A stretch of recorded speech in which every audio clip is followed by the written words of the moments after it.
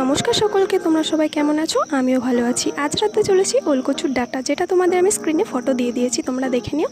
আর তোমরাও এইভাবে বাড়িতে একবার ট্রাই করতে পারো। এখন যেহেতু বর্ষার সিজন আসছে, ইলিশ মাছ অ্যাভেলেবেল থাকবে। আর ইলিশ মাছ ছাড়াও এটা রান্না করা যায়, তবে আমি ইলিশ মাছের মুড়ো দিয়ে ট্রাই করেছি। তো ঠাকুমা এটাকে কেটে দিয়েছে। এটাকে আমি হাতার সাহায্যে ধুলাম, তার কারণ হচ্ছে এটা হাতে চুলকানোর সম্ভাবনা থাকে। আর এদিকে একটু জল দিয়ে লবণ দিয়ে ভাপিয়ে নিলাম বেশ কিছুক্ষণ ধরে, নাহলে কিন্তু এটা গলা ধরার সম্ভাবনা থাকে, যেহেতু কচু জাতীয় জিনিস। তারপরে এটাকে জল ঝরাতে দিয়ে দিলাম, আর এদিকে তেল দিয়ে গরম করে মুড়োটা ভেজে নিলাম, ইলিশ মাছের মুড়ো।